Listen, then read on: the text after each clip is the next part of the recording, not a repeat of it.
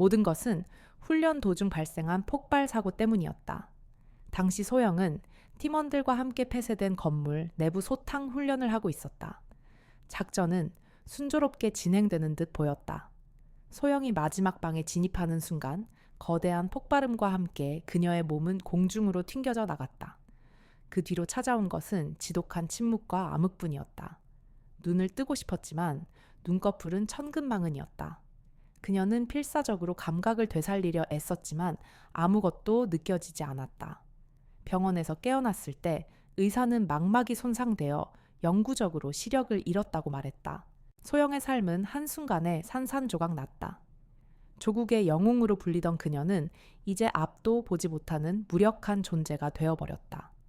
그녀의 영혼은 매일 밤 악몽에 시달렸다. 폭발은 불꽃, 그리고 그녀를 덮치는 차가운 어둠. 그녀는 울고 싶었지만 눈물조차 흐르지 않았다. 소영은 스스로를 가두었다. 면회 오는 부대원들의 걱정, 어린 시선도 부모님의 슬픔도 그녀에게는 고통이었다. 그녀는 모두를 밀어냈다. 그러던 어느 날 한 명의 방문객이 찾아왔다. 707 부대장이 직접 데려온 진돗개 태풍이였다. 태풍이는 소영의 오랜 파트너였다. 훈련할 때마다 그녀의 곁을 지키며 완벽한 팀워크를 보여주었다. 소영은 태풍이가 자신의 발소리를 듣고 달려온 것을 알아차렸다. 태풍이는 소영의 손에 얼굴을 비비며 꼬리를 흔들었다. 그제야 소영은 오랫동안 잊고 지냈던 온기를 느꼈다. 태풍이는 아무것도 묻지 않았다. 그저 묵묵히 그녀의 곁을 지켰다. 소영은 태풍이를 쓰다듬으며 지난 기억들을 떠올렸다. 태풍이는 소영에게 단순한 군견이 아니었다. 그녀가 부대 생활에 적응하지 못하고 힘들어할 때 태풍이는 말없이 그녀의 옆을 지켜주는 유일한 친구였다. 그녀는 태풍이와 함께 훈련하며 많은 고통을 이겨낼 수 있었다. 소영은 태풍이에게 자신의 눈이 되어 달라고 속삭였다. 태풍이는 그녀의 목소리를 이해하는 듯 소영의 손을 핥으며 화답했다. 소영은 태풍이와 함께 어둠 속에서 새로운 삶을 시작하기로 결심했다. 그녀는 더 이상 혼자가 아니었다. 하지만 소영의 마음속에는 여전히 꺼지지 않는 의문이 남아 있었다. 사고 당시의 상황을 떠올릴 때마다 무언가 이상하다는 느낌을 지울 수 없었다. 폭발이 일어난 방은 훈련용 폭발물이 설치된 곳이 아니었다. 그리고 그 방은 평소에는 절대 사용하지 않는 곳이었다. 그녀는 사고 직전 누군가 뒤에서 자신을 밀치는 듯한 미세한 충격을 느꼈다. 그리고 폭발이 터졌다. 단순한 사고가 아닐지도 모른다는 의심이 그녀의 마음을 흔들었다. 어느 날 소영은 태풍이와 함께 병원 정원을 걷고 있었다. 태풍이는 갑자기 멈춰 서더니 으르렁거리기 시작했다. 소영은 태풍이의 행동에 당황했다. 태풍이는 한쪽을 향해 계속해서 짖었다. 소영은 태풍이가 가리키는 방향으로 귀를 기울였다. 그곳에는 어떤 남자의 낮은 목소리가 들려왔다.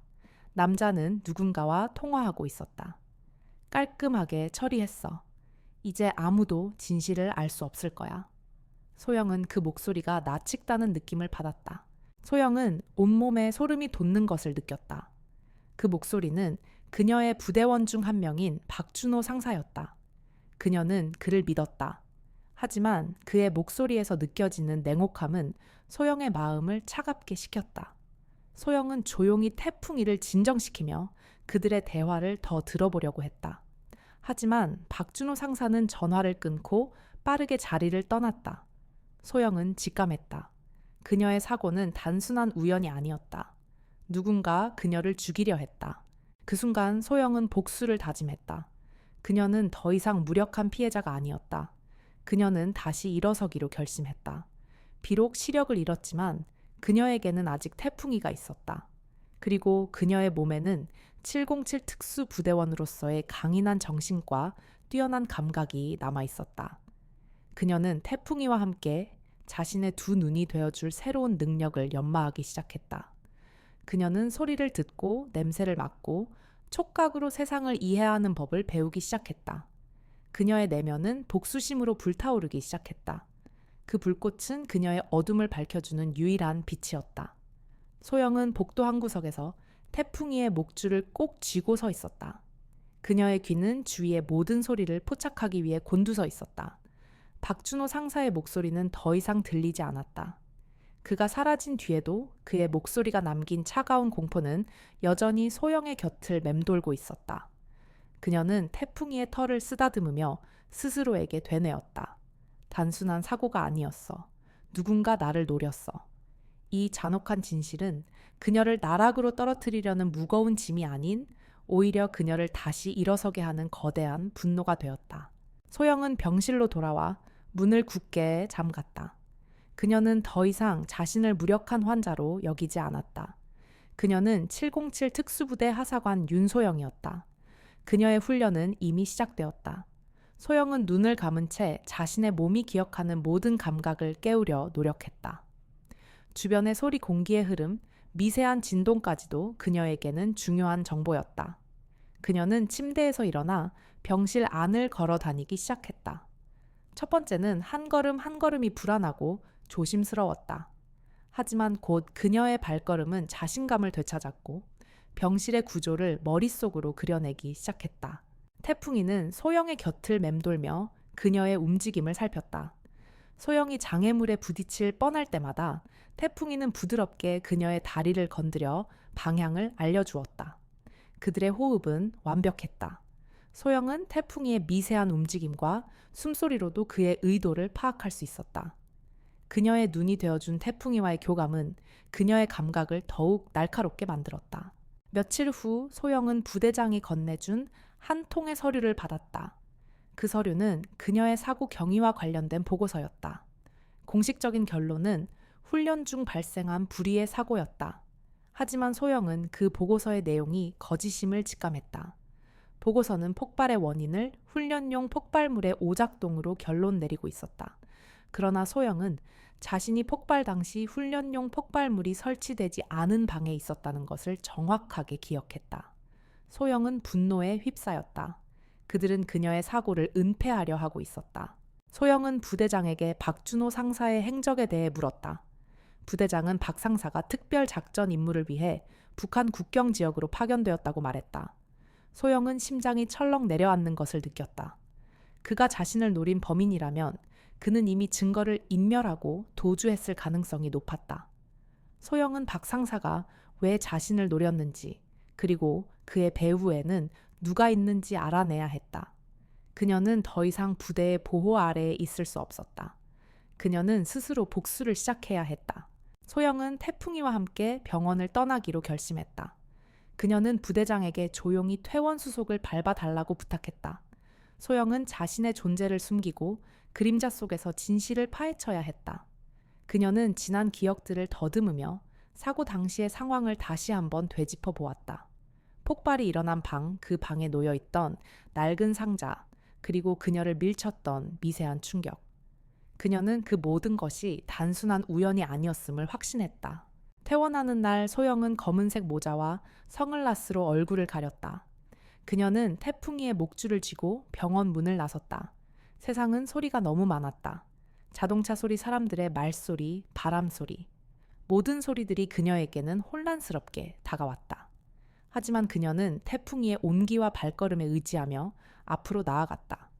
그녀의 목적지는 그녀가 사고를 당했던 훈련장이었다. 그녀는 그곳에 진실의 파편이 남아있을 것이라고 믿었다. 소영은 택시를 타고 훈련장 근처에 내렸다. 그녀는 태풍이에게 훈련장으로 향하는 길을 맡겼다. 태풍이는 소영을 훈련장 입구로 안내했다. 소영은 아무도 없는 새벽 시간을 노려 훈련장으로 잠입했다. 그녀는 자신의 발소리를 최소화하며 훈련장의 익숙한 냄새와 소리에 집중했다. 태풍이는 그녀의 옆에서 조용히 걸었다. 그녀의 몸은 모든 것을 기억하고 있었다. 그녀의 손은 익숙한 길을 따라 움직였다. 그녀의 발걸음은 정확하게 폭발이 일어난 건물로 향했다. 건물 내부로 들어서자 곰팡이 냄새와 먼지 냄새가 코를 찔렀다. 소영은 태풍이의 냄새를 맡으며 조심스럽게 걸었다. 그녀는 폭발이 일어난 방으로 들어섰다. 방 안은 폭발의 흔적이 그대로 남아 있었다. 그을린 벽, 부서진 가구들. 소영은 바닥을 더듬으며 무언가를 찾기 시작했다. 그때 태풍이가 으르렁거리며 한쪽 구석을 가리켰다. 소영은 태풍이가 가리키는 방향으로 손을 뻗었다. 그녀의 손에 무언가 딱딱한 것이 잡혔다. 그것은 낡은 상자 조각이었다. 낡은 상자 조각을 든 소영의 손이 미세하게 떨렸다. 그녀는 손끝으로 그 조각의 질감을 더듬었다. 일반적인 나무 상자가 아니었다. 표면이 매끄럽고 얇은 금속으로 코팅된 듯한 느낌이었다. 소영은 이 상자 조각이 폭발 당시 그녀가 보았던 낡은 상자의 일부임을 확신했다. 그녀의 기억 속에 그 상자는 그냥 버려진 잡동산이었지만 태풍이가 이 조각에 반응한 것을 보면 단순한 물건이 아닐 터였다. 소영은 조심스럽게 상자 조각을 주머니에 넣었다. 그녀는 태풍이의 목줄을 다시 쥐고 그곳을 빠져나왔다.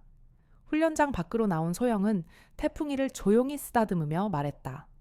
태풍아, 네가 내 눈이야. 네가 냄새 맡은 것을 잊지 마. 태풍이는 소영의 말을 알아들은 듯 그녀의 손에 코를 비볐다. 소영은 태풍이의 냄새에 대한 특별한 능력을 기억하고 있었다. 태풍이는 평범한 군견이 아니었다. 그는 특수작전용으로 훈련받은 냄새로 사람의 감정을 읽어내는 특별한 재능을 가지고 있었다. 그 능력으로 태풍이는 범인을 추적하는 데 있어 타의 추종을 불허하는 존재였다. 소영은 박준호 상사의 행적을 추적하기 위해 병원을 떠난 것이었다. 그녀는 그가 북한 국경 지역으로 파견되었다는 부대장의 말을 믿지 않았다. 그건 명백한 거짓말이었다. 그녀는 박 상사의 거주지로 향했다. 그녀는 그가 자신의 아파트를 떠나기 전에 무언가를 남겼을지도 모른다고 생각했다. 택시 안에서 소영은 잠시 눈을 감고 생각에 잠겼다. 그녀는 자신의 복수가 단순한 감정적인 행위가 아니어야 한다는 것을 깨달았다. 그녀는 707 특수부대 하사관으로서 체계적이고 치밀하게 복수해야 했다. 박 상사의 아파트에 도착했을 때 소영은 태풍이에게 박 상사의 냄새를 기억하라고 지시했다. 소영은 미리 준비한 복장으로 갈아입고 태풍이와 함께 아파트 경비실을 지나쳐 들어갔다. 다행히 경비원은 그녀를 알아보지 못했다. 소영은 태풍이의 안내에 따라 박 상사의 집 문 앞에 섰다. 문은 굳게 잠겨 있었다. 소영은 그녀의 특수부대 훈련 경험을 살려 문을 따는 도구를 꺼내 들었다. 그녀의 손은 망설임 없이 움직였다. 잠금 장치는 소리 없이 열렸다. 집 안으로 들어서자 태풍이는 즉시 박 상사의 냄새를 쫓기 시작했다. 소영은 태풍이의 움직임에 따라 집 안을 둘러보았다. 집은 텅 비어 있었다. 박 상사는 도망치기 위해 모든 것을 버리고 떠난 듯했다. 하지만 소영은 포기하지 않았다. 그녀는 태풍이에게 더 집중할 것을 지시했다. 태풍이는 서재의 책상 밑으로 향했다. 그곳에는 뜯겨진 종이들이 흩어져 있었다. 소영은 조심스럽게 그 종이 조각들을 모으기 시작했다. 그녀는 손끝의 감각을 이용하여 조각들을 맞추려 애썼다. 여러 조각들을 맞추자 어떤 지도가 나타났다. 그 지도는 다름 아닌 북한 국경 지역의 군사기지 지도였다. 소영의 심장은 미친 듯이 뛰었다. 그녀의 사고와 북한 스파이 조직이 연관되어 있다는 의심이 확신으로 바뀌는 순간이었다. 지도의 한쪽 구석에는 알아보기 힘든 글씨로 무언가가 적혀 있었다. 소영은 손가락으로 글씨를 더듬으며 그것이 암호라는 것을 직감했다. 그 순간 소영은 또 다른 냄새를 맡았다.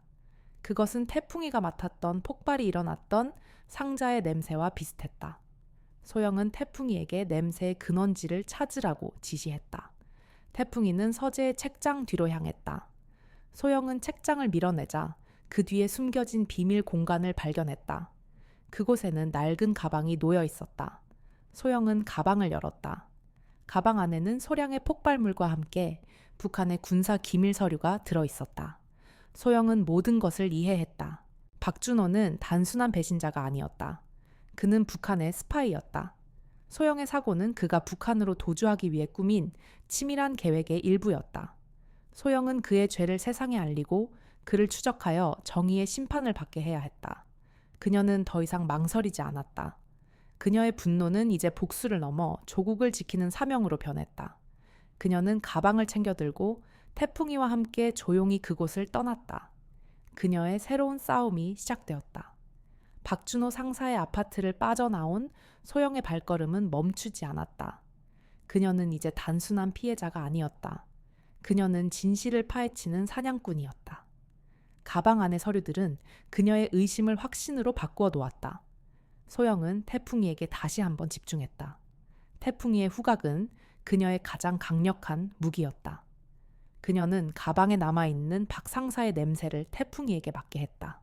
태풍이는 코를 킁킁거리며 냄새를 기억했다. 소영은 박 상사의 아파트 인근에 있는 한 카페로 들어섰다. 그녀는 카페 구석 자리에 앉아 태풍이와 함께 숨을 골랐다. 그녀의 머릿속은 복잡하게 돌아가고 있었다. 박준호는 왜 그녀를 노렸을까? 단순한 스파이 임무 때문만은 아닐 것이다. 소영의 사고는 그가 북한으로 도주하기 위한 시간을 벌기 위함이었을까? 아니면 그녀가 어떤 기밀을 알고 있었던 것일까? 소영은 자신의 기억을 되짚어 보았다. 그녀는 훈련 중 특별한 정보를 접한 적이 없었다. 하지만 그녀는 문득 한 가지 기억을 떠올렸다. 사고가 나기 며칠 전 그녀는 훈련장에서 이상한 행동을 하는 박준호 상사를 목격한 적이 있었다. 그는 아무도 없는 훈련장 한 구석에서 작은 금속 상자를 만지고 있었다. 그가 소영을 발견하고 황급히 상자를 숨겼던 기억이 스쳐 지나갔다. 소영은 그때 그 상자가 무엇인지 궁금했지만 대수롭지 않게 넘겼었다. 이제 와서 생각해보니 그 상자가 바로 그녀의 사고와 관련된 결정적인 단서였을지도 모른다는 생각이 들었다. 소영은 태풍이에게 상자의 냄새를 기억하게 할 수는 없었지만 태풍이는 이미 그 냄새를 맡고 반응했었다. 그녀는 태풍이의 기억에 의존하기로 했다. 소영은 카페에서 챙겨온 종이컵에 남은 박 상사의 냄새를 묻혀 태풍이에게 건넸다. 태풍이는 종이컵을 핥으며 냄새를 머릿속에 각인시켰다. 소영은 태풍이의 목줄을 다시 쥐고 카페를 나섰다. 그녀의 다음 목적지는 박준호 상사의 행적을 추적할 수 있는 곳이었다. 소영은 그가 평소에 자주 다니던 길을 태풍이와 함께 걸었다.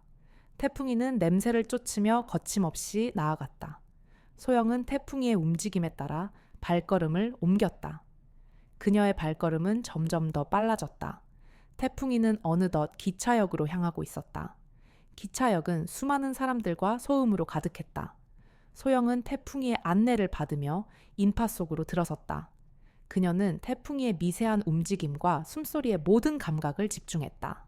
태풍이는 기차역 플랫폼에서 멈춰 섰다. 소영은 태풍이의 냄새를 따라 어느 기차의 문 앞에 섰다. 기차는 곧 출발할 예정이었다. 소영은 기차 안으로 들어섰다. 그녀는 태풍이의 안내에 따라 기차 좌석 사이를 걸었다. 그리고 한 좌석 앞에서 멈춰 섰다. 그곳에는 어떤 중년 남성이 앉아 있었다. 소영은 태풍이의 반응을 통해 그 남자가 박준호 상사라는 것을 직감했다. 그 순간 기차의 문이 닫히고 기차는 서서히 움직이기 시작했다. 소영은 박 상사의 목소리를 들을 수 있었다. 그는 누군가와 통화하고 있었다.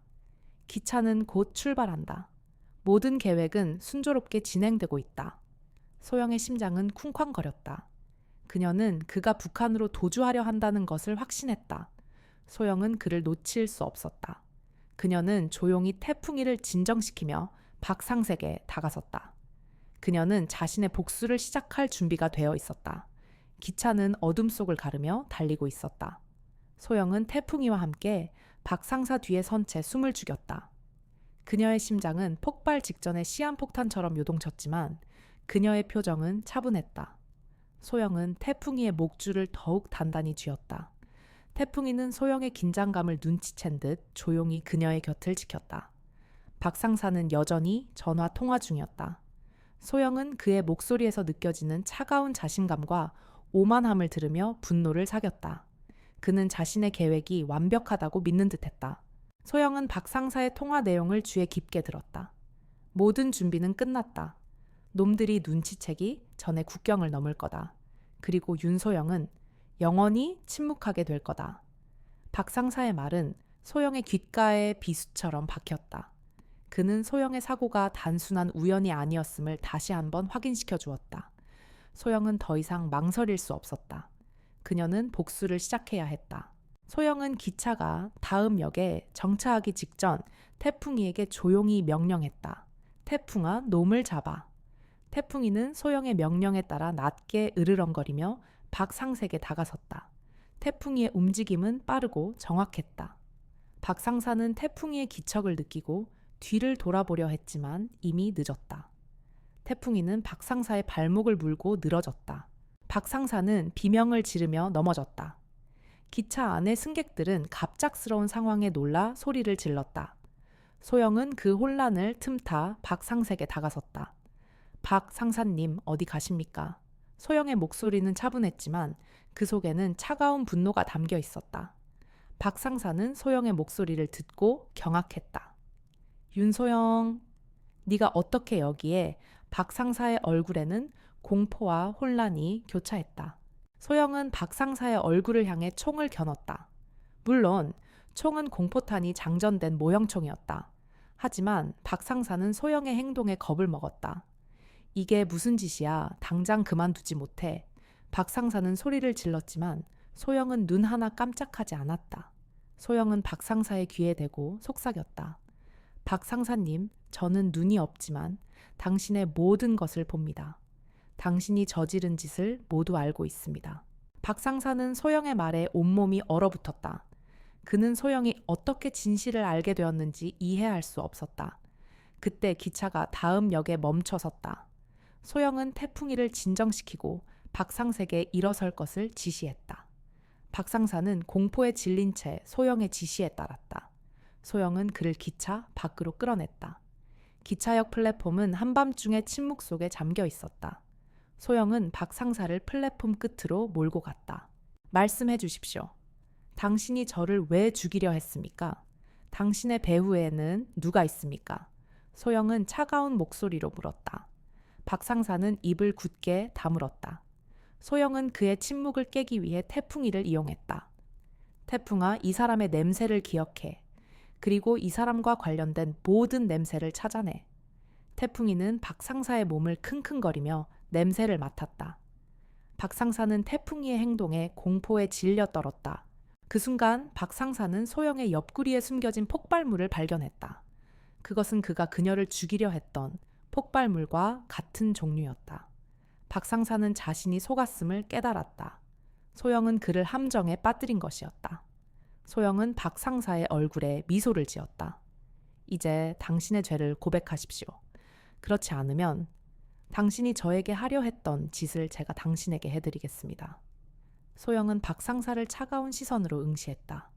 밤 공기는 칼날처럼 차가웠고 침묵은 길고 무거웠다. 박 상사의 얼굴은 공포와 절망으로 일그러졌다. 그는 소영의 손에 들린 폭발물을 보며 자신이 처한 상황을 뒤늦게 깨달았다.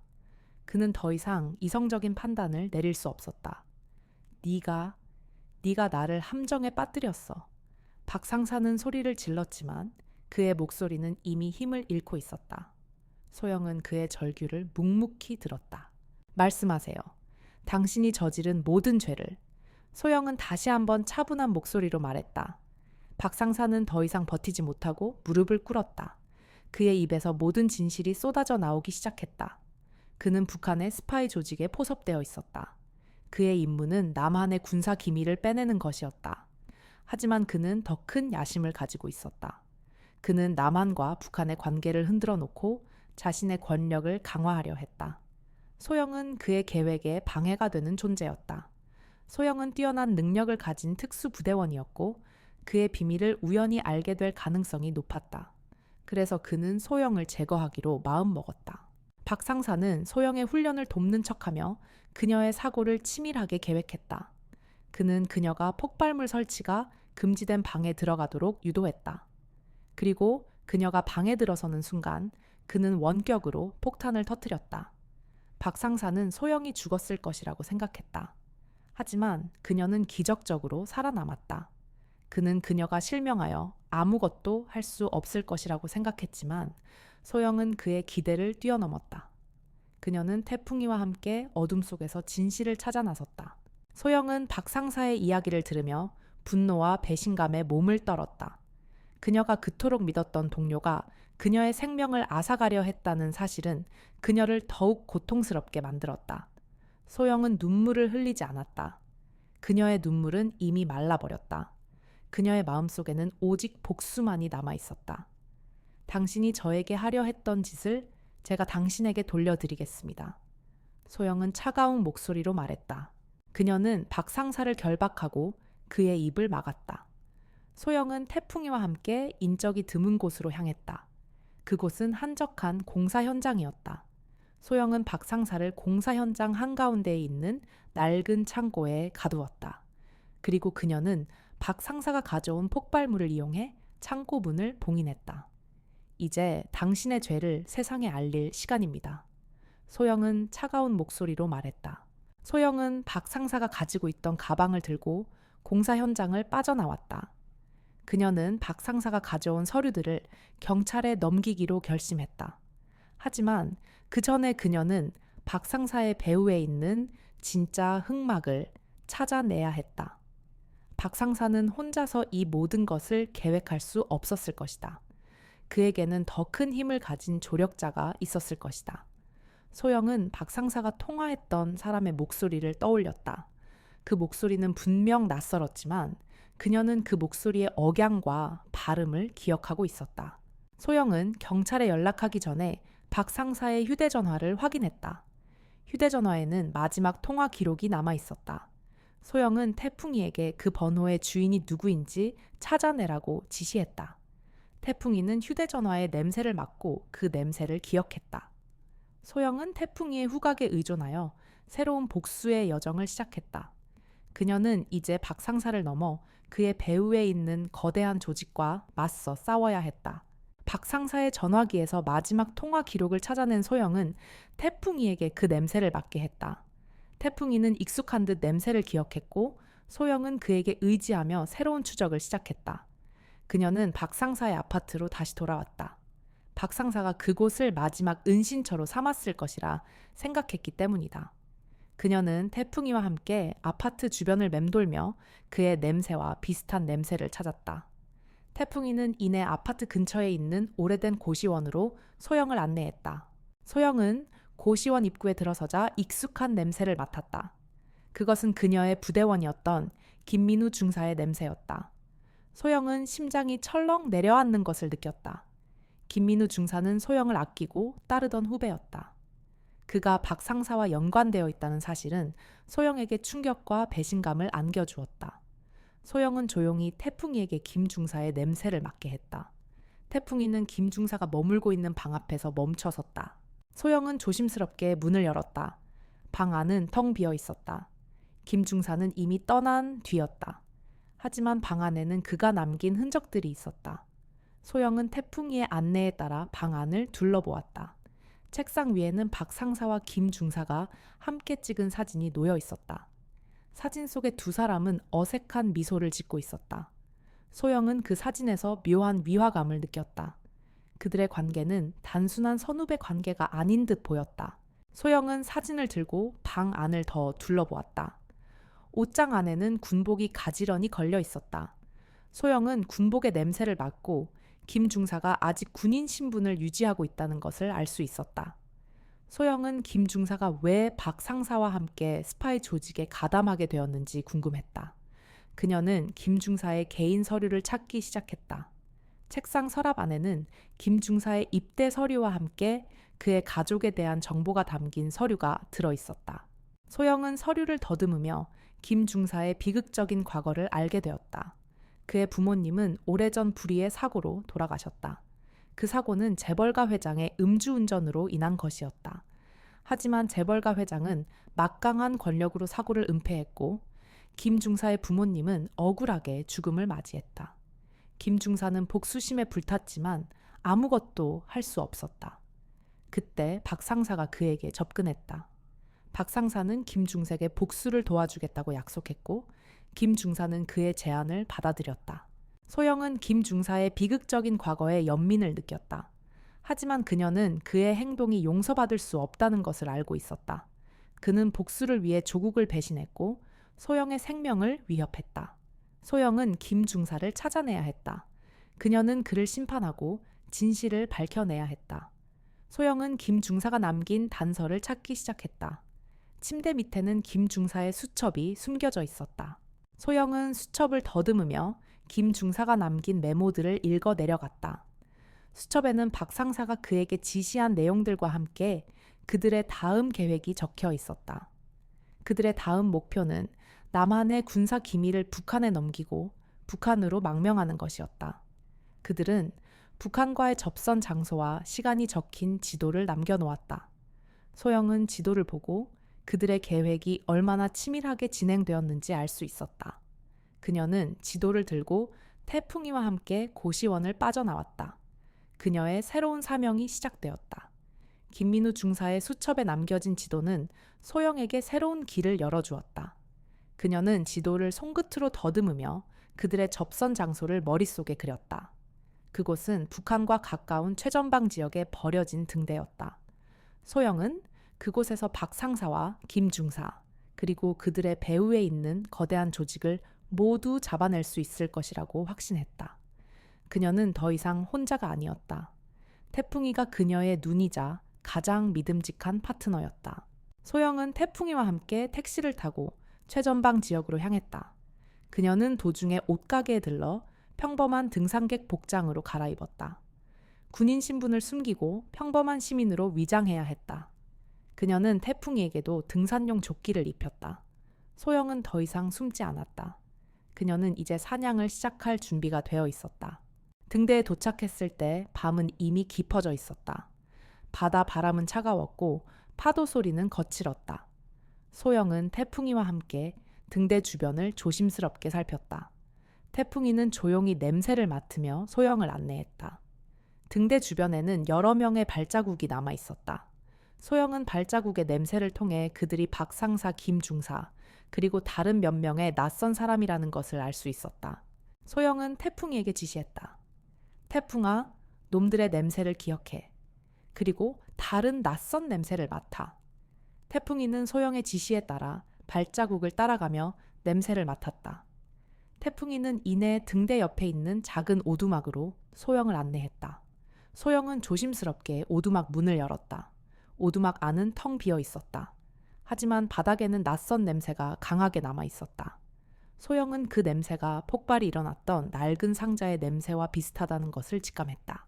그때 소영은 오두막 안쪽에서 미세한 진동을 느꼈다. 그녀는 진동의 근원지를 찾아 바닥을 더듬었다. 바닥의 한쪽에는 낡은 양탄자가 덮여 있었다. 소영은 양탄자를 걷어냈다. 그 아래에는 작은 비밀문이 숨겨져 있었다. 소영은 문을 열고 아래로 내려갔다. 그곳에는 거대한 지하 공간이 있었다. 지하 공간 안은 컴퓨터와 통신 장비들로 가득 차 있었다. 소영은 그곳이 북한 스파이 조직의 비밀 기지라는 것을 깨달았다. 소영은 조용히 지하 기지 안을 둘러보았다. 기지 안에는 아무도 없었다. 하지만 컴퓨터는 켜져 있었고 화면에는 군사 기밀 서류들이 떠 있었다. 소영은 그들이 곧 돌아올 것이라고 직감했다. 그녀는 서류들을 조작하여 그들이 북한에 전달하려 했던 정보를 위장해야 했다. 소영은 능숙하게 컴퓨터를 조작했다. 그녀는 그들이 넘기려 했던 군사 기밀 정보를 가짜 정보로 바꾸어 놓았다.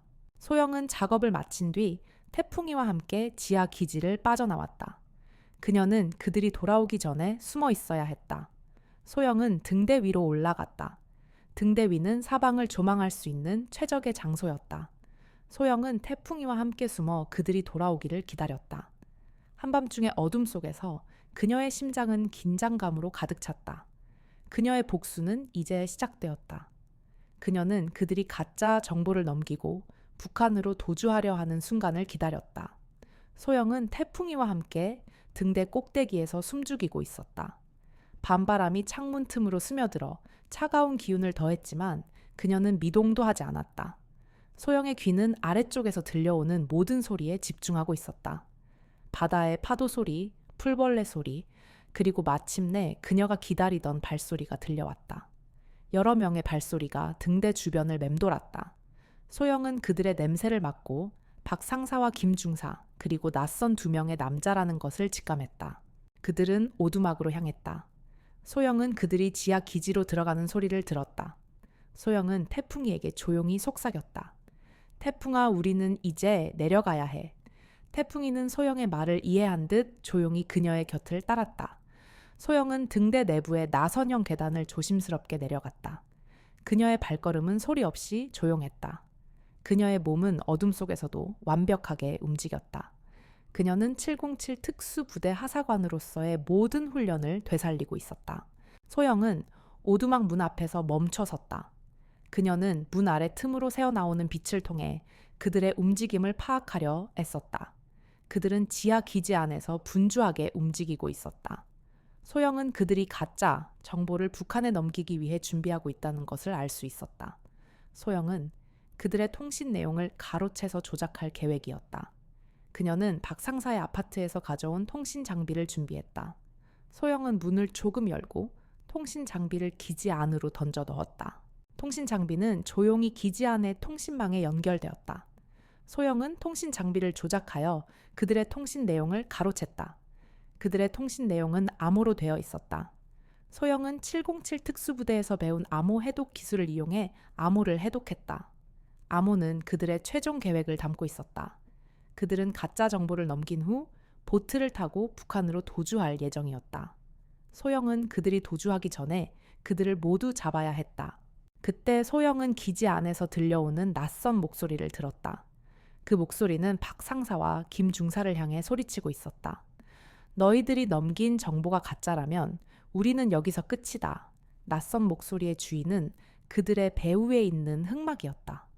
소영은 그 목소리를 듣고 그가 그들의 행동을 의심하고 있다는 것을 직감했다. 그녀는 자신이 조작한 정보가 그들에게 혼란을 주고 있다는 것을 알 수 있었다. 소영은 태풍이에게 지시했다. 태풍아, 놈들의 냄새를 다시 맡아. 그리고 이 사람의 냄새를 기억해. 태풍이는 기지 안에서 나는 모든 냄새를 맡고 낯선 목소리의 주인의 냄새를 기억했다. 소영은 그 냄새를 통해 흑막의 정체를 파악할 수 있을 것이라고 생각했다. 그녀는 더 이상 망설이지 않았다. 소영은 문을 부수고 기지 안으로 들어갔다. 기지 안은 갑작스러운 소영의 등장에 아수라장이 되었다. 박 상사와 김 중사 그리고 낯선 두 남자는 소영의 모습을 보고 경악했다. 윤소영, 네가 어떻게 여기에? 박 상사는 공포에 질린 목소리로 소리쳤다. 소영은 그들의 질문에 대답하지 않았다. 그녀는 태풍이에게 지시했다. 태풍아, 놈들을 제압해. 태풍이는 소영의 명령에 따라 박 상사에게 달려들었다. 소영은 나머지 3명을 상대하기 위해 몸을 던졌다. 그녀의 복수는 이제 시작되었다. 지하 기지는 순식간에 혼란에 휩싸였다. 소영은 시력을 잃었지만 그녀의 몸은 모든 것을 기억하고 있었다. 그녀는 상대방의 움직이는 소리와 숨소리 공기의 흐름을 감지하며 공격했다. 태풍이는 박 상사를 제압하는 데 성공했다. 태풍이의 날카로운 이빨은 박 상사의 팔을 물고 놓아주지 않았다. 박 상사는 고통에 찬 비명을 질렀지만 태풍이는 미동도 하지 않았다. 소영은 김 중사와 낯선 두 남자를 상대했다. 그녀는 김 중사의 움직임을 감지하고 그의 공격을 피했다. 김 중사는 소영의 시력이 없다는 것을 알고 그녀를 방심하게 만들려 했다. 소영아, 항복해. 더 이상 싸울 필요 없어. 김 중사의 목소리는 애처로웠지만 소영은 그의 거짓말에 속지 않았다. 그녀는 김 중사의 목소리에 담긴 미세한 떨림을 감지했다. 소영은 김 중사의 공격을 피하고 그의 허점을 노렸다. 그녀는 김 중사의 팔을 붙잡고 그의 몸을 바닥에 내동댕이 쳤다. 김 중사는 소영의 예상치 못한 공격에 충격을 받았다. 그는 소영의 힘과 기술이 예전보다 훨씬 더 강해졌다는 것을 깨달았다. 소영은 김 중사를 제압하고 낯선 두 남자를 향해 몸을 돌렸다. 낯선 두 남자는 소영의 모습에 겁을 먹고 서로에게 기대어 섰다. 그들은 소영이 눈이 보이지 않는다는 것을 믿을 수 없었다. 소영은 그들에게 다가섰다. 그녀의 발걸음은 조용하고 위협적이었다. 그녀는 그들의 숨소리를 듣고 그들의 위치를 파악했다. 소영은 한 남자의 팔을 붙잡고 그의 팔을 꺾었다. 남자는 고통에 찬 비명을 질렀다. 소영은 다른 한 남자의 턱을 가격하고 그를 기절시켰다. 소영은 모든 적을 제압하고 바닥에 쓰러진 박상색에 다가섰다. 말씀해 주십시오. 당신의 진짜 목적은 무엇입니까? 소영은 차가운 목소리로 물었다. 박상사는 고통에 신음하며 소영에게 대답했다. 우리의 목적은 북한의 붕괴다. 우리는 북한의 군사 기밀을 넘기고 북한 내부의 혼란을 조장하려 했다. 소영은 박 상사의 말에 충격을 받았다. 그들의 목적은 단순한 배신이 아니었다. 그들은 북한을 무너뜨리려 했다. 하지만 소영은 그들의 계획이 무고한 사람들을 희생시킬 것이라는 것을 알고 있었다. 당신들의 계획은 수많은 사람들을 죽일 것입니다. 그것은 정의가 아닙니다. 소영은 차가운 목소리로 말했다. 박 상사는 소영의 말에 비웃었다. 이 세상에 정의는 없다. 오직 힘만이 존재할 뿐이다. 소영은 박 상사의 말을 무시하고 태풍이에게 지시했다. 태풍아, 이 사람의 냄새를 기억해. 그리고 이 사람의 배후에 있는 사람의 냄새를 맡아. 태풍이는 박 상사의 냄새를 맡고 그의 몸에 남아있는 다른 사람의 냄새를 맡았다. 태풍이는 소영을 한 남자의 컴퓨터로 안내했다. 소영은 컴퓨터에 남아있는 냄새를 맡고 그 냄새가 낯선 목소리의 주인이라는 것을 직감했다. 그때 소영의 귀에 무정이 소리가 들려왔다. 무정이에서는 낯선 목소리가 들려왔다. 박 상사 들리는가? 보트는 곧 도착한다. 빨리 나와라. 소영은 무정이를 들고 낯선 목소리에게 대답했다. 당신들의 계획은 실패했습니다.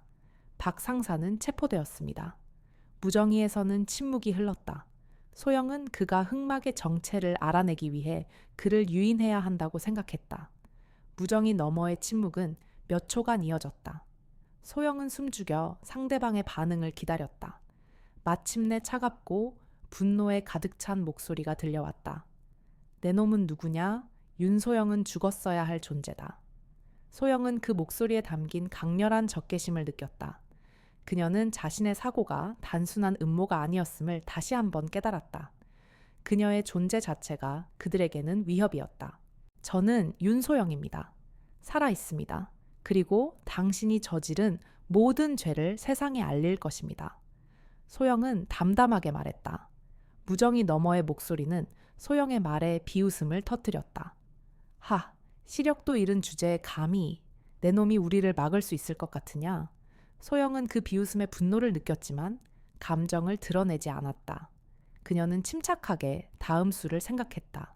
소영은 무정이를 끄고 태풍이에게 지시했다. 태풍아, 놈들의 냄새를 다시 맡아. 그리고 보트가 있는 곳을 찾아. 태풍이는 소영의 지시에 따라 기지 안을 맴돌며 냄새를 맡았다. 태풍이는 이내 소영을 기지 뒤쪽에 있는 비밀 통로로 안내했다. 통로는 바다와 연결되어 있었고 그곳에는 작은 보트 한 척이 정박해 있었다. 소영은 그들이 이 보트를 타고 북한으로 도주하려 했다는 것을 알 수 있었다. 소영은 태풍이와 함께 보트 쪽으로 향했다. 그녀는 그들이 아직 보트가 있는 곳에 나타나지 않았다는 것을 알고 있었다. 그녀는 그들을 보트로 유인해야 했다. 소영은 보트에 소형 폭발물을 설치하고 보트가 폭발하도록 타이머를 설정했다. 보트가 폭발하면 그들은 더 이상 도주할 수 없을 것이다. 소영은 그들을 잡을 수 있는 함정을 만든 것이었다. 소영은 폭발물을 설치한 뒤 보트에서 멀리 떨어진 바위 뒤에 숨었다. 그녀는 태풍이와 함께 숨죽이고 그들이 나타나기를 기다렸다. 한참의 시간이 흐른 뒤 소영은 여러 명의 발소리를 들었다. 그들은 보트가 있는 곳으로 달려오고 있었다. 소영은 그들의 냄새를 통해 그들이 박상사와 김중사 그리고 낯선 2명의 남자라는 것을 알 수 있었다. 하지만 그들의 뒤에는 또 다른 낯선 냄새가 따라오고 있었다. 소영은 그 낯선 냄새의 주인이 바로 무정이 너머의 목소리라는 것을 직감했다. 그들은 보트에 도착하자마자 보트가 폭발하도록 설정된 것을 발견했다. 젠장, 우리가 속았어. 그들은 소리를 질렀다. 그때 소영이 숨어있던 바위 뒤에서 나타났다. 당신들의 계획은 실패했습니다. 이제 항복하십시오. 소영은 차가운 목소리로 말했다.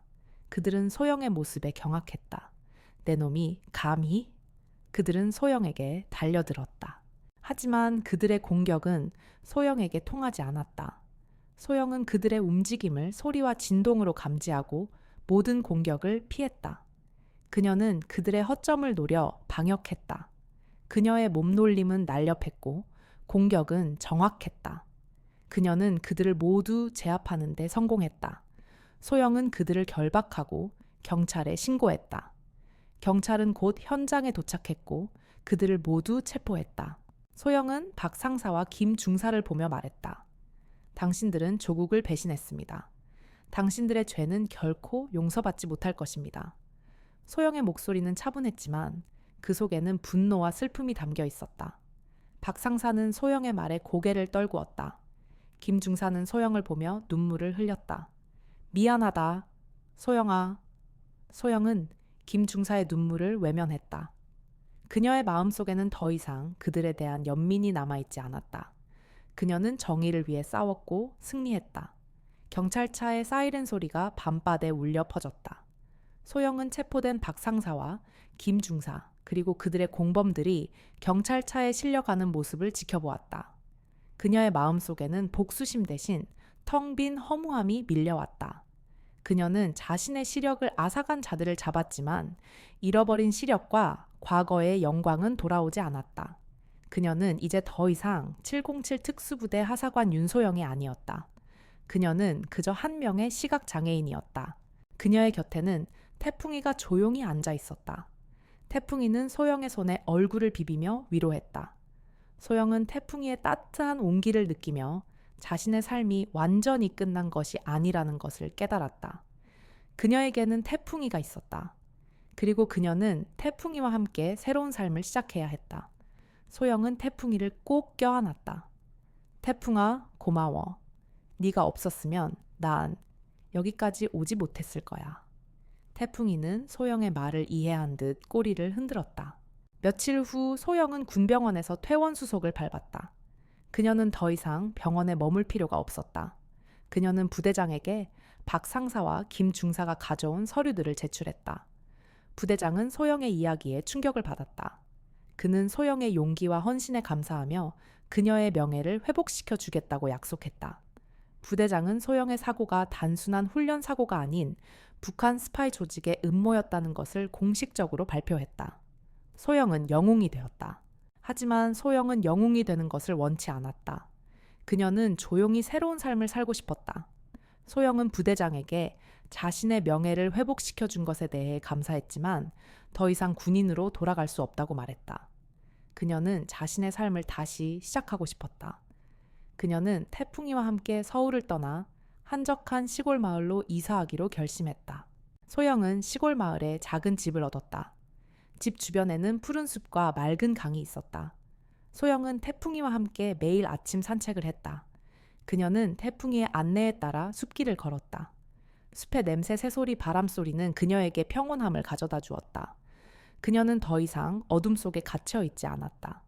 그녀의 마음속에는 희망의 빛이 서서히 스며들기 시작했다. 소영은 시골 마을에서 새로운 삶을 시작했다. 그녀는 점자책을 읽고 오디오북을 들으며 새로운 지식을 쌓았다. 그녀는 요리도 배우고 화분도 가꾸었다. 태풍이는 소영의 가장 든든한 조력자였다. 태풍이는 소영의 손과 발이 되어 주었고 그녀가 새로운 삶에 적응할 수 있도록 도왔다. 그러던 어느 날 소영은 마을 사람들이 그녀를 찾아왔다는 것을 알게 되었다. 마을 사람들은 소영의 용감한 이야기에 감동하여 그녀에게 도움을 주고 싶어 했다. 그들은 소영에게 시골 마을의 작은 도서관에서 일해 달라고 부탁했다. 소영은 마을 사람들의 따뜻한 마음에 감동했다. 그녀는 그들의 제안을 받아들였다.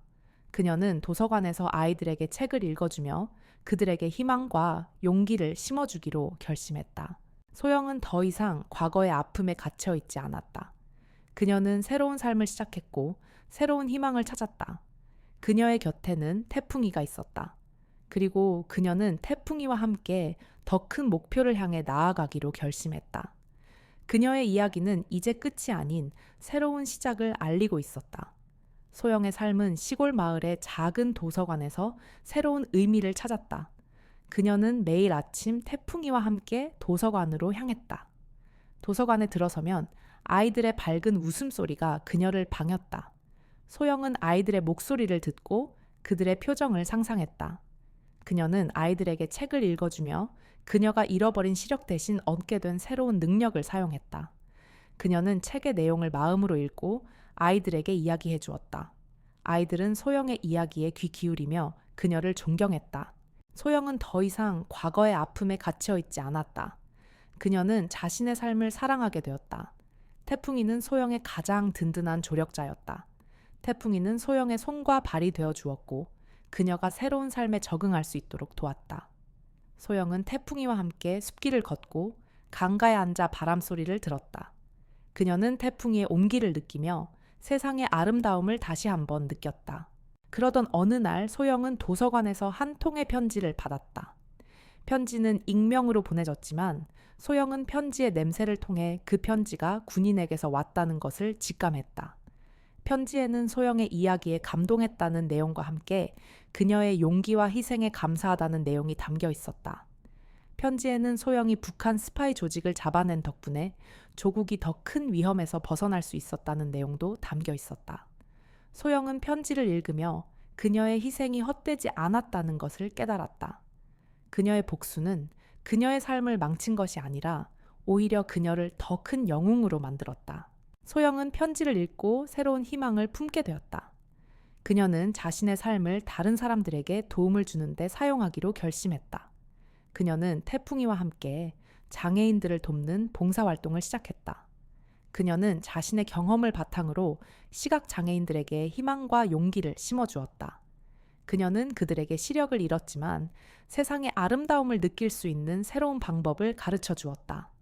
그녀는 그들에게 태풍이와 같은 훌륭한 안내견의 중요성에 대해 설명하고 그들이 새로운 삶을 시작할 수 있도록 도왔다. 소영의 이야기는 사람들에게 감동을 주었다. 그녀의 이야기는 언론을 통해 세상에 알려졌다. 사람들은 소영의 용기와 희생에 감동했다. 그녀는 영웅이 되었다. 하지만 소영은 영웅이 되는 것을 원치 않았다. 그녀는 그저 조용히 자신의 삶을 살고 싶었다. 그녀는 언론과의 인터뷰를 거절하고 자신의 봉사활동에 집중했다. 소영은 태풍이와 함께 새로운 삶을 시작했다. 그녀는 더 이상 과거의 아픔에 갇혀 있지 않았다. 그녀는 현재의 삶을 사랑하고 미래를 향해 나아가고 있었다. 그녀의 삶은 어둠 속에서 시작되었지만 희망의 빛으로 가득 차 있었다. 그녀는 태풍이와 함께 새로운 길을 걷고 있었다. 그녀의 이야기는 이제 끝이 아닌 새로운 시작을 알리고 있었다. 소영의 삶은 더 이상 과거의 그림자에 갇혀 있지 않았다.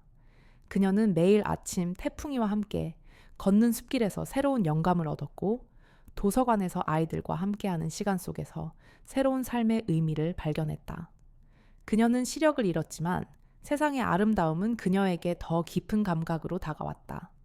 바람이 나무잎을 스치는 소리 흙냄새, 그리고 태풍이의 따뜻한 온기가 그녀의 삶을 가득 채웠다. 그녀는 이제 더 이상 외롭지 않았다. 어느 날 소영은 태풍이와 함께 강가를 산책하고 있었다. 태풍이는 갑자기 멈춰 서더니 강물 속을 응시했다. 소영은 태풍이의 행동에 의아해하며 귀를 기울였다. 강물 속에서 미세한 소리가 들려왔다. 그것은 어린아이가 울고 있는 소리였다. 소영은 태풍이에게 조용히 속삭였다. 태풍아, 무슨 일이야? 태풍이는 소영을 강물 쪽으로 이끌었다. 소영은 태풍이의 안내에 따라 강가로 다가섰다. 강물 속에는 어떤 작은 아이가 물에 빠져 허우적거리고 있었다. 아이는 물살에 휩쓸려 점점 더 깊은 곳으로 떠내려가고 있었다. 소영은 망설이지 않았다. 그녀는 태풍이에게 지시했다. 태풍아, 아이를 구해. 태풍이는 소영의 명령에 따라 강물 속으로 뛰어들었다. 태풍이는 물에 빠진 아이에게 다가가 아이의 옷을 물고 강가로 끌어냈다. 소영은 아이를 품에 안고 아이의 상태를 살폈다. 아이는 울음을 터뜨리며 소영의 품에 안겼다. 소영은 아이를 진정시키며 아이의 부모님을 찾았다. 아이의 부모님은 강가에서 아이를 잃어버리고 당황해하고 있었다. 그들은 소영과 태풍이에게 감사의 인사를 전했다. 그 사건 이후 소영은 시골 마을의 영웅이 되었다. 마을 사람들은 소영의 용기에 감동했다. 그들은 소영의 이야기를 듣고 그녀가 눈을 잃었지만 마음의 눈으로 세상을 보고 있다는 것을 깨달았다. 소영은 마을 사람들의 존경과 사랑을 받으며 새로운 삶을 살았다. 소영은 태풍이와 함께 봉사활동을 계속했다. 그녀는 장애인들을 돕고 아이들에게 희망을 심어주었다. 그녀의 이야기는 사람들에게 용기와 희망을 주었다. 소영은 더 이상 과거의 아픔에 갇혀 있지 않았다. 그녀는 현재의 삶을 사랑하고 미래를 향해 나아가고 있었다. 그녀의 삶은 어둠 속에서 시작되었지만 희망의 빛으로 가득 차 있었다. 그녀는 태풍이와 함께 새로운 길을 걷고 있었다. 소영은 자신의 삶을 통해 사람들에게 중요한 메시지를 전달했다. 그녀는 눈을 잃었지만 더 중요한 것을 얻었다.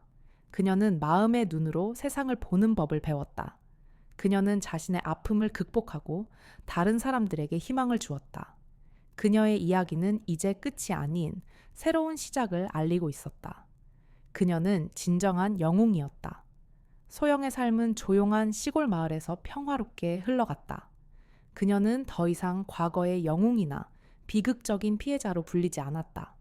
그녀는 그저 마을 사람들의 따뜻한 이웃이자 아이들의 든든한 길잡이였다. 소영은 도서관에서 책을 읽어주고 태풍이와 함께 봉사활동을 하며 자신의 삶에 만족했다. 그녀의 잃어버린 시력은 더 이상 그녀를 짓누르는 짐이 아니었다. 그것은 오히려 그녀에게 세상의 소중함을 일깨워주는 특별한 감각이었다. 그러던 어느 날 소영은 서울에서 온 한 젊은 기자로부터 연락을 받았다. 기자는 소영의 영웅적인 이야기에 감동하여 그녀의 삶을 취재하고 싶다고 말했다. 소영은 처음에는 거절했지만 기자의 진심 어린 부탁에 마음을 열었다. 그녀는 기자에게 자신의 이야기를 솔직하게 털어놓았다. 그녀의 삶의 시작부터 비극적인 사고, 그리고 태풍이와 함께 진실을 찾아 나선 복수의 여정까지. 기자는 소영의 이야기에 깊은 감동을 받았다. 기자는 소영의 이야기를 세상에 알렸다. 그녀의 이야기는 신문과 방송을 통해 전국에 퍼져나갔다. 사람들은 소영의 용기와 희생에 감동했다. 그녀는 진정한 영웅으로 재조명되었다. 하지만 소영은 명성과 영광에 연연하지 않았다. 그녀는 그저 조용히 자신의 삶을 살고 싶었다. 그녀는 언론과의 인터뷰를 거절하고 자신의 봉사활동에 집중했다. 소영은 태풍이와 함께 새로운 삶을 시작했다. 그녀는 더 이상 과거의 아픔에 갇혀 있지 않았다. 그녀는 현재의 삶을 사랑하고 미래를 향해 나아가고 있었다. 그녀의 삶은 어둠 속에서 시작되었지만 희망의 빛으로 가득 차 있었다. 그녀는 태풍이와 함께 새로운 길을 걷고 있었다. 그녀의 이야기는 수많은 사람들에게 깊은 울림을 주었다. 그녀는 자신의 삶을 통해 사람들에게 중요한 메시지를 전달했다. 눈에 보이는 것이 전부가 아닙니다. 마음의 눈으로 세상을 보세요. 그러면 세상은 더 아름답게 보일 것입니다. 그녀의 메시지는 사람들의 마음을 움직였다. 소영은 자신의 삶을 통해 사람들에게 희망과 용기를 주었다. 그녀는 진정한 영웅이었다. 그녀의 이야기는 이제 끝이 아닌 새로운 시작을 알리고 있었다. 그녀는 태풍이와 함께 새로운 길을 걸으며 더 큰 목표를 향해 나아가고 있었다. 그녀의 영웅적인 여정은 계속될 것이다. 댓글로 여러분의 소중한 의견과 감동을 나눠주세요. 좋아요와 구독은 저희 채널에 큰 힘이 됩니다. 더 많은 분들이 이 이야기를 접할 수 있도록 주변에 공유해 주시면 감사하겠습니다. 여러분의 관심과 응원 덕분에 저희는 더 좋은 이야기로 찾아뵐 수 있습니다.